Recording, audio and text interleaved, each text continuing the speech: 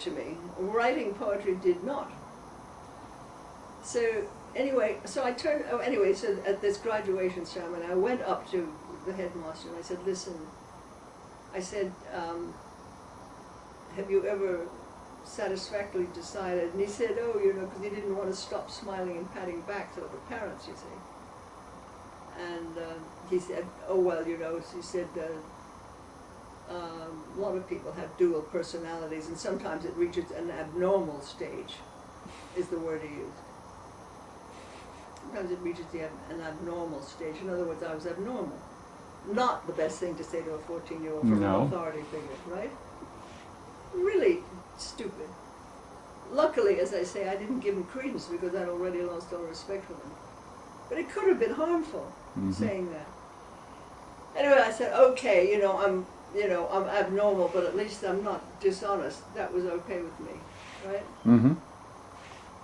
So I arranged to come back the following year. I thought, okay, as long as I'm believed, I'm trusted. Okay, trusted to be a lunatic, but at least not dishonest, right? Okay, I came back the following year. So in the middle of the year, there was this thing called the Scholastic magazine. Do you remember that? Yeah. The national magazine for high school age. Mm-hmm. Remember that? I think so. Yeah. Anyway, they had a poetry contest. So the kids said, oh, well, why don't you submit this troublesome poem to that? Oh.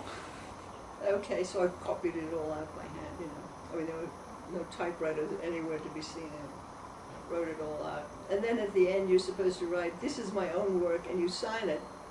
And then this is the word, you have to have it countersigned by your English teacher. Well, she was the one who brought it to the headmaster in the first place. So I thought the whole thing had been resolved with my, you know, my freakishness, you know, the being, whatever the word was, abnormal, right? So I took it to her room, and she was dressed in her little dressing gown. She was about to go out to the showers and have a shower. I said, would you mind signing this? Because you have to send it in. She said, oh, just leave it on my desk. I will return it to you. And I thought, well, that was a bit odd anyway, that she's going to bring it to me, instead of me making me do the walking, you know. And anyway, when she did bring it back, she brought it back using the editorial we, which it's probably the royal we in her case, but she said, well, I'm afraid we can't sign this, you know. And by this time, I was really angry. I thought I've been through all this, and I don't want, you know, I mean, this is insane to make me go through this again. And I actually said, because I'd always been polite up until then, and I said, sarcastically, I said, oh, why can't we? No, I said, oh, can't we? You know. And I slammed the door. The first time I'd really shown any anger and lack of deference, you know. And I said, Mr. Reagan, agree with this? And she said, yes, she'd already spoken to him. So what I did was to go up. I got permission to make a telephone call. I telephoned my mother. I said, I'm coming home. And, I can't stay in a place like that. So I sent for my trunk, packed up, got on the next, well, I arranged to get on the next train, but in the meantime, I went to the headmaster's office, and I said I was leaving. There, darling. And he, just not getting it, you know, he said, well, this was just the end of the term. I'd finished all the classes, but I hadn't done the midterm exams, mid-year exams. Finished the term, but not, you right? Okay. He said, if you don't take the exams, we can't give you credit for the term. As though, you know, I had, you know, sure was on the wrong foot. He was supposed to be apologizing for what he'd been doing. Instead, he's making it difficult. You know, if you quit now, we won't give you credit. And I said to him, I remember saying to him, and I've never been sorry, I think I said the right thing. I said, don't you understand, I'm not leaving because it's convenient. This is a matter of principle. It's pretty good for a 14-year-old, right? I'm really glad I said it. So, he obviously hadn't got it, you know? But anyway, so I left. And, actually, there was a wonderful line I could have sent to, but my grandmother thought of it for me to send to him. But I didn't because I was so honorable that because I hadn't thought of it, I didn't send it because she had thought of it. But I should have done it anyway. It was perfect. Just send him a letter saying, and now I'll really quote a line that you have heard before. I could not love my school so much, loved I not honor more. No. Wouldn't that have been perfect? Yes. But I didn't because, you know, I was so honored, you know, found that I was. So where did you go from there then? Well, I went to Drew Seminary for Young Women in Carmel, New York, and I told the story to the headmaster there, who was very nice and very sympathetic. And he said he would give me credit for the term because I had done it, and I hadn't taken the exams, but I had done the classes, and so he was very, helpful and so forth. And finished up there, and. Did you ever send the poem in with their signature? Or? No. This was in the early 50s? What? This was in the early 50s? We never count time. Everything was in the eternal present in my Oh, life. okay. And then you graduated from Drew. Yeah, it's the last time I ever graduated from anything. Uh-huh. And, well, tell me about your first boyfriend. What was that? My first boyfriend? Do you remember? Or? Well, I remember my first love was when I was 6. It was the chauffeur. We had a car in the summertime. Mm-hmm. You don't want a car in New York, but my grandmother had a car and hired a chauffeur because none of us could drive, of course. And so I was madly in love with this chauffeur when I was 6. And he put a swing on the limb of a tree in the backyard, and he used to let me sit on his lap and drive the car, steer the car in traffic. He must have been crazy, but I finally decided to make the ultimate sacrifice because I don't think he was there when I was 5, but when I was 60, 70 then. And we also had a kind of nanny who was this beautiful, well, he was very handsome, sort of classically handsome, dark hair and blue eyes and tall. And we had this wonderful nanny who was named Josephine, and she had blonde hair and pink cheeks and blue eyes, and she was just gorgeous. And she was so nice, and all the sort of loving, sweet, patient things that my mother wasn't, Mm-hmm. And so I decided to make the ultimate sacrifice, and I decided to play Cupid for them. Oh. And it worked. And, I sort of made up, I said, she's going to be out there and she'll be walking in the moonlight after she's put us to bed, and then he would be out there walking.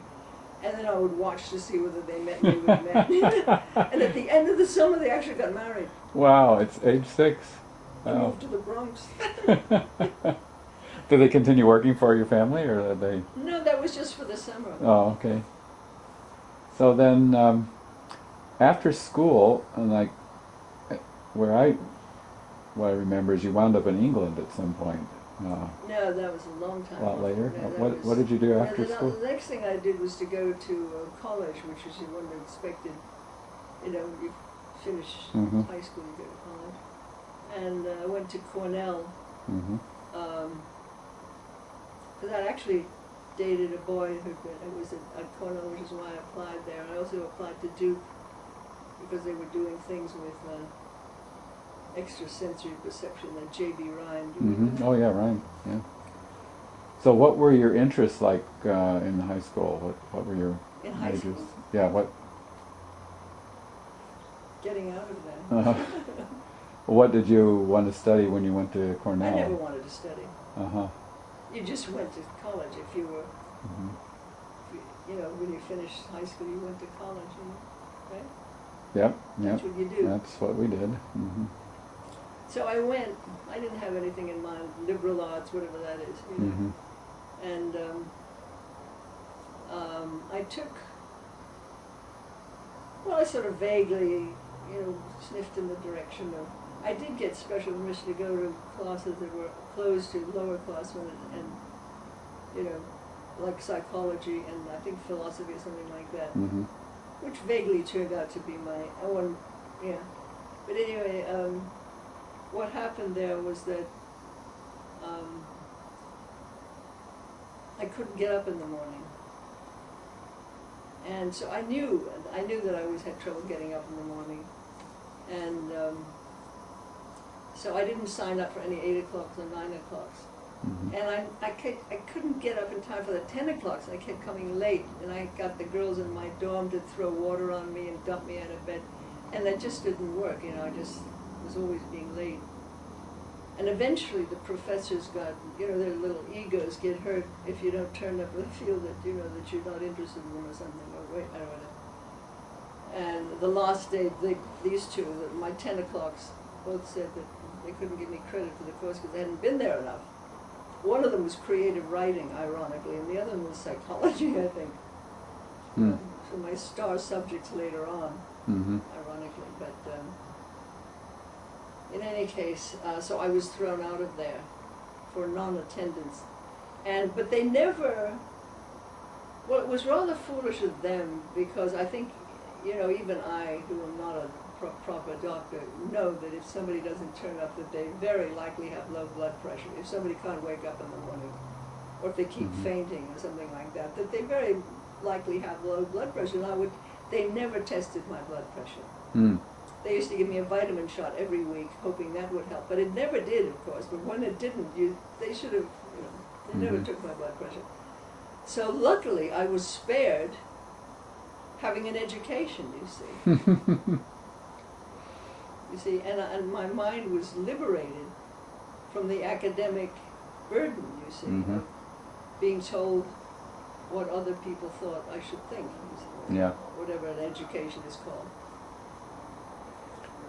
So, but I mean, I always had an exceptional curiosity, I think.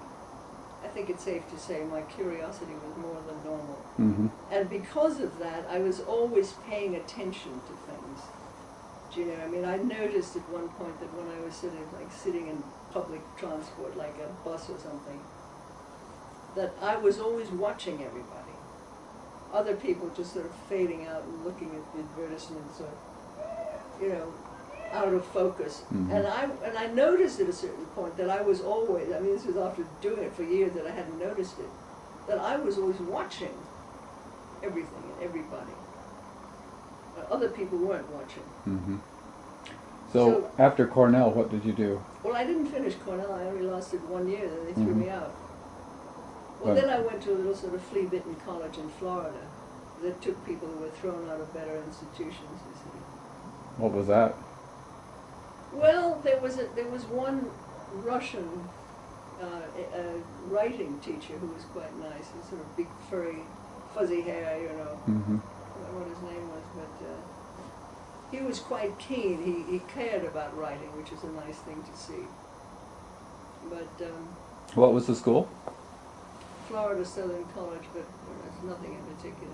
And where was that? What? In Lakeland. Mm-hmm. Florida must have been a big change for you, being a New York girl. How was that? Well, it was sunnier. Which is, I mean, I thought Florida, you know, might as well lie around, and it sounded a bit more glamorous than it was. But it wasn't interesting. I mean, this is a very second, third-rate place. Mm-hmm. How long were you there? I think 1 year or half a year or something, Mhm. not very long. And in fact, they were so unsophisticated, and I was more sophisticated than they were, having come from New York, Mm-hmm. that the professor seemed to spend more time asking me to answer their questions, you know? And then was that it for and then school? I had one distinguishing moment there where all the boys in the college got together, a big bull session, I think it was called. And they wanted to vote on who was the girl, who was the co-ed they would most like to share a single bed with, right? And I mean, of all these sort of buxom, you know, swishy hipped girls, of all, you know, me, the skinny bones, they decided on me, which I thought was quite amazing. Well, also. And then once they decided it was I, that they would most like to share the single bed, they said, and least likely to. Oh. Yeah, because. So what I was sending out, what kind of raise I was sending out, and whatever it was. Well, were you dating at that point, or what was your? social life like? Nobody I can remember. Hmm. Well, I'd had dates since I was 14, you know, this one or that one, nothing No serious relationships? What? No, nothing serious, going steady or anything like that?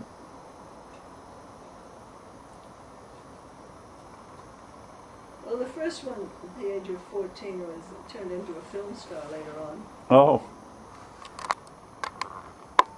Actually, he was the star of a television series called Adventures in Paris. No, wait a minute. Oh, no, it was the thing called Combat.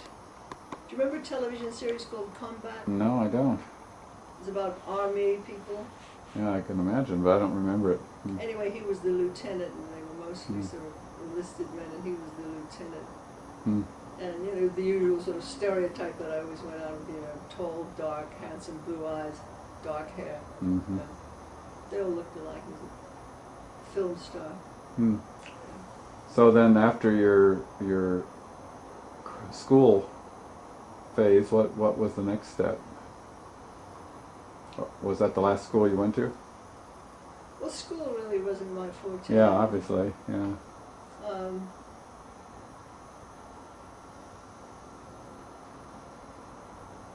Oh yeah, no, I went to one more school. You know, in this sort of feeble gesture, looking as though I was doing something college-like. Uh-huh. I went to the new school in Oh, yeah. New York. Uh-huh. And, I know what I took. I took Freudian dreams or something like that. Mhm. About Freudian.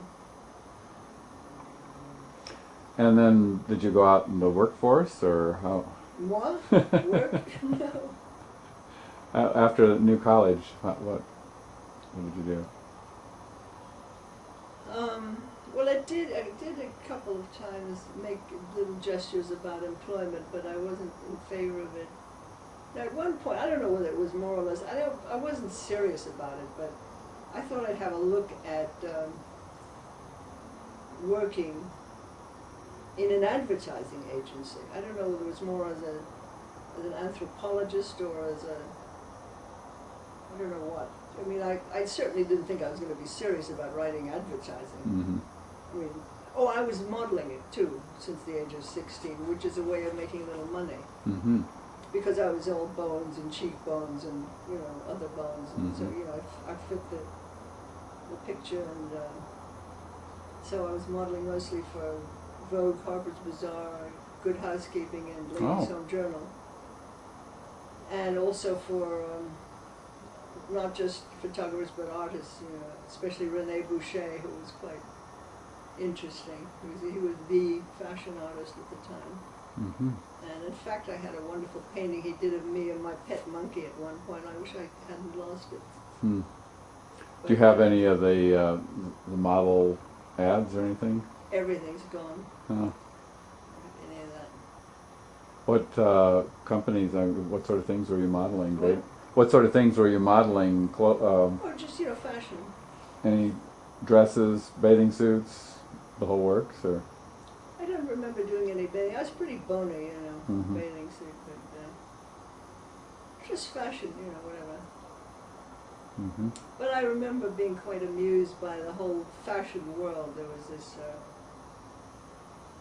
well, she's still very famous, what's her name? The fashion editor of all time.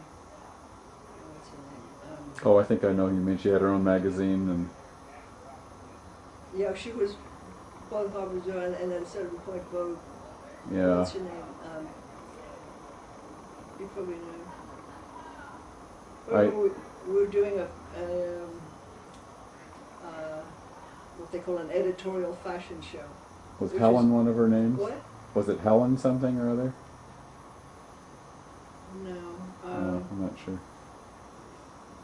So how long did you last in the fashion world? Was that? Well, I mean, I wasn't really in it. I mean, I was doing it, and I was making a little Mhm. money here and there. And then when I went to Europe, I did it again in Paris, and no, I think I might have done it in Italy a bit. I'm not quite sure. Mm-hmm. But it was what I call a racket. In other words, it was a way of getting money without selling my time. Mm-hmm. Because, you know, people would ring up, the agency would ring up and say, you know, go there from 10 to 2 or something like that, or for half a day or 2 days or something, and your time was your own, and they'd pay you quite well by the hour. Mm-hmm. So that was nice. And also, you know, this crazy world, what's the name of that? She's sort of the prototype. Something Gurley? Is her middle name Gurley? No. You're thinking Helen Gurley Brown, but... Yeah, that's what I was thinking of. Oh, gosh. Anyway, but...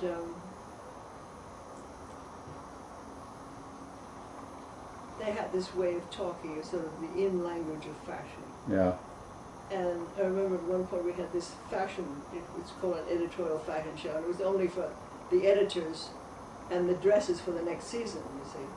So the models would come in and show, you know, the suggested fashions for the next season, the coming up season, then they would decide, oh, we like this and we don't like this, and so on and so on. You know.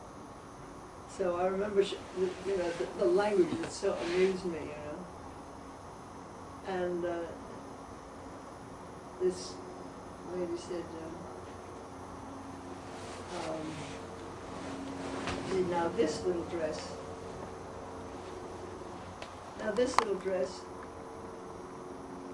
could be a woman's entire winter. Mm. I've only got 7 minutes of tape left, I just realized, and I wondered Well, we're not really doing anything very interesting, are we? Well, no, it's fascinating, and I just want to make sure I cover, like, how you got to England, and then how you got to South America, and just. Well, I just went to at a certain point. I went to let's see. I think some of that's in the book, but just. Yeah, well, I think that is in the book. You know how I went from New York to England, from New York to Paris. Mm-hmm. My first trip abroad, and then from Paris to the south of France, and south of France to Venice, because there was a big party there, and then south with introductions to the people along the way. And then when I got to Florence, Livia Malvezzi de' Medici, one of the Medicis, introduced me to Enrico. This. Oh right, Enrico, yes. Shall we go on? Yeah.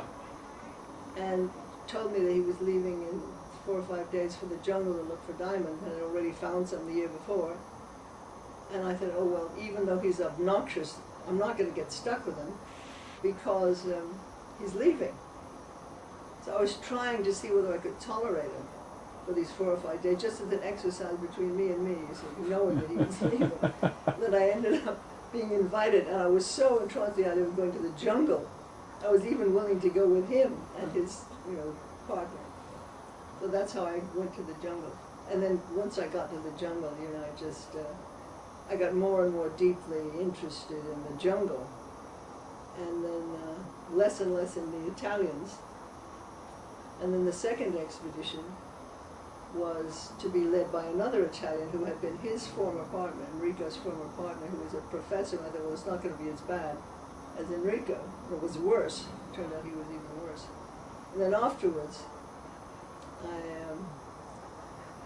gave up on Italians. Uh-huh. I think I told you about my politically incorrect saying there, didn't I? Say it again for the camera. Never let a day go by. That's it. So no more Italians. And after that, I led 3 expeditions To Venezuela, further west, and you know, and then just paying attention more and more to the Indians and what was going on. And after the 4th expedition, I realized I had seen something so exceptionally valuable.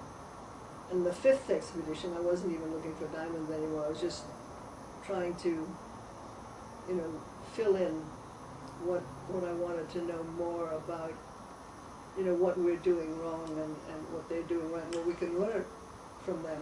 So these were the expeditions where you actually lived in the village? Well, we were moving around too. We were Uh-huh. living, traveling with them and living with them. But you led an expedition. There were other. I didn't realize there were other 5. people. I led 3 of them. The last 3 or 5. Okay, I was thinking there were 4 times you lived in the village. And that, Well, we were living in the village, and we were living with the Indians, whether we were traveling Mhm. or in the village. but now who were the people that you took with you when you were leading the expeditions? Well, What was their interest? Anthropologic or diamonds?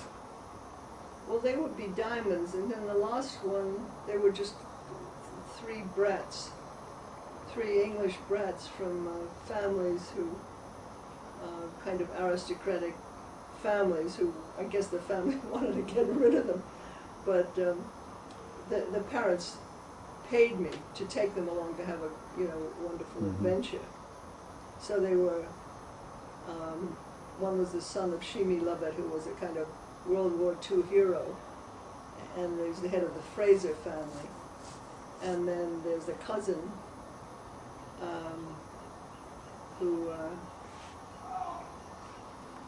was, anyway, it doesn't matter, but then there was another one, but they were all sort of upper class English brats.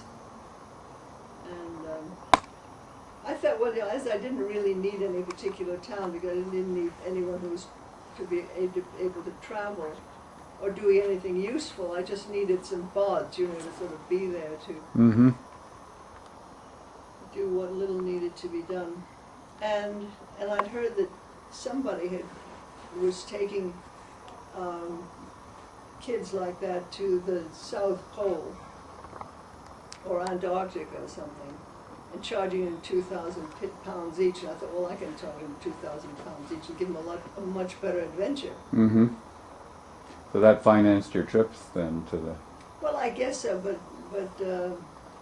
I tended to get advances from publishers too. Mm-hmm.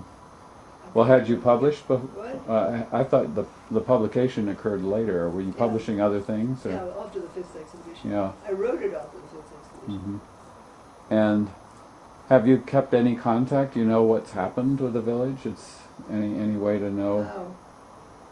Yeah. They don't have email. You can't plug into the electric eels. Haven't no one that you know of has gone to follow in your footsteps and find the village, or would they even be able to find it? How? Well, it's not just a village, it's a whole culture, it's a whole Uh-huh. bunch of people, and 2 very distinct tribes. Right. I mean, these people up there on that picture, they're totally different from the Aquana. Yeah, I And that remember. one in the foreground is the one in the whole region who spoke Spanish. Uh-huh. So he was a key to a lot of understanding by being able to speak, Mm-hmm. a language. Hmm. If you had anything to do over again, what would be your greatest regret of, if you have any regrets?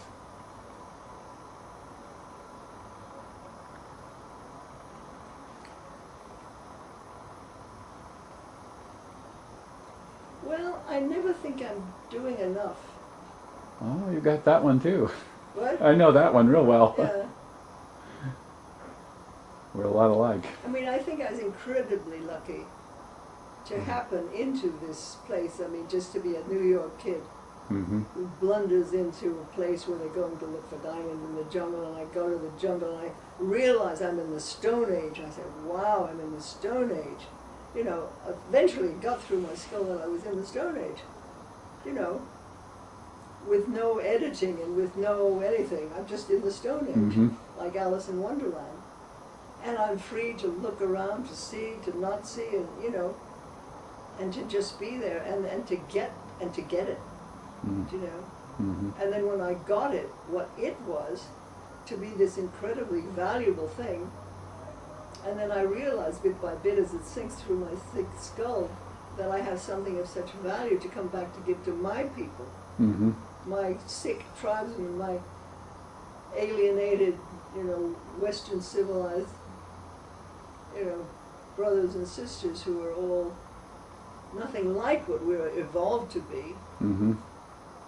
And I've got this gift to give. I mean, imagine what a blessing it is